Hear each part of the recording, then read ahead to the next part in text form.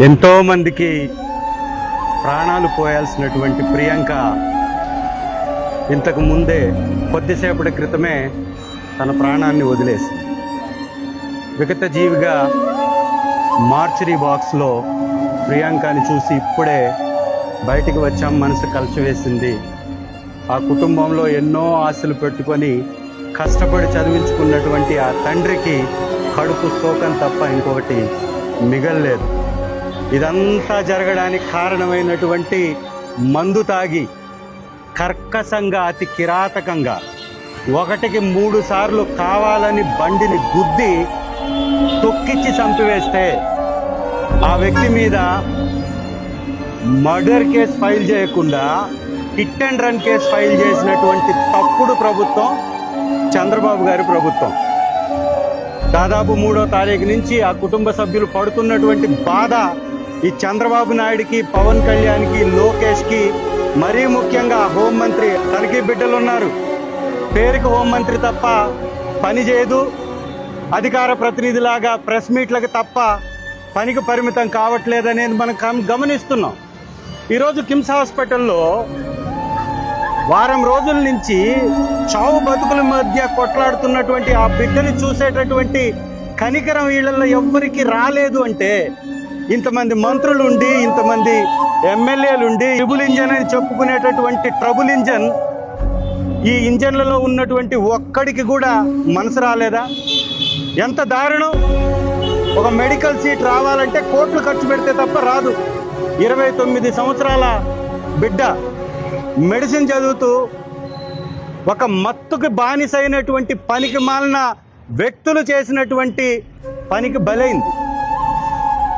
ఈరోజు వారిని తప్పించాలని తెలుగుదేశం నాయకులే చూస్తున్నారంట. ఎందుకంటే చైర్మన్ అభ్యర్థికి బంధువు అంట, జనసేన పార్టీలో కీలకంగా వాళ్ళ కుటుంబ సభ్యులు ఇంకొక వ్యక్తి యొక్క వారు ఉన్నారంట. అంటే తెలుగుదేశం జనసేనకి సంబంధించినటువంటి 2 పార్టీలకు సంబంధించి కుటుంబాల మధ్య నుంచి వచ్చినటువంటి ఈ పనికి మాలినటువంటి కార్యక్రమం చేసినటువంటి వ్యక్తులు ఇంకా నిస్సిగ్గుగా సమర్థించుకుంటూ నిస్సిగ్గుగా వాళ్ళని తప్పించే ప్రయత్నం చేస్తున్నారంట. ఇంతకంటే దుర్మార్గం ఉందా? చంద్రబాబు నాయుడు గారిని నిందికేనా ఎన్నుకుంది? ఆ కుటుంబానికి ఆదరణ, ఆ కుటుంబానికి అండగా ఉండాల్సినటువంటి బాధ్యత మరచి ప్రభుత్వం స్పందించే దాకా వైఎస్ఆర్ కాంగ్రెస్ పార్టీ ఆ కుటుంబం వెంట ఉంటుంది. శ్రీ జగన్మోహన్ రెడ్డి గారు వారి మంచి మనసుతోటి ఆ కుటుంబానికి అండగా ఉండాలనే ఉద్దేశంతో మమ్మల్ని పంపించారు. ఇక్కడ వెళ్ళి ఆ కుటుంబాన్ని పరామర్శించి వారి యొక్క పరిస్థితులు తెలుసుకొని వారికి వైద్యం అందుతుందా లేదా, ఆ వైద్యానికి సంబంధించి ఏమన్నా ఇబ్బంది ఉందా, ఉంటే వారిని మనం ఆదుకుందాం, ఆ కుటుంబానికి అండగా ఉందాం, మీరు వెళ్ళి రాండి అని సిస్టర్ని నన్ను పంపించడం జరిగింది. కాబట్టి ఈ మొద్దు ప్రభుత్వం, గుడ్డి ప్రభుత్వం, చెవిటి ప్రభుత్వం, దద్దమ్మ ప్రభుత్వం మత్తుకి బానిసలుగా స్టూడెంట్ని, యువకుల్ని చేసి వాళ్ళు సృష్టిస్తున్నటువంటి నరమేధానికి ఆంధ్ర రాష్ట్రంలో మహిళలకి, మాన ప్రాణాలకి రక్షణ లేకుండా పోతుందని చెప్పడానికి ఇది ఈ సంఘటన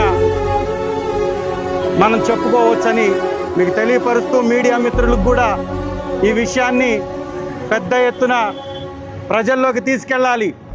ఒక కుటుంబం బలైపోయింది.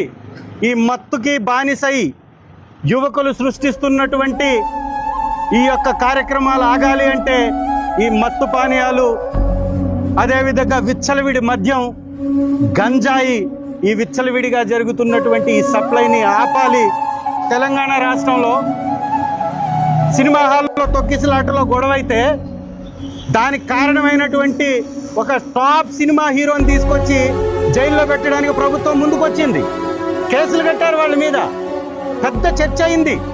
ఓ మెడికల్ స్టూడెంట్ చనిపోతే బాధ్యత లేదా మీకు? ఇదా మీ స్పందన? మీకు హాస్పిటల్కి వచ్చి మాట్లాడేటటువంటి తీరిక లేదా?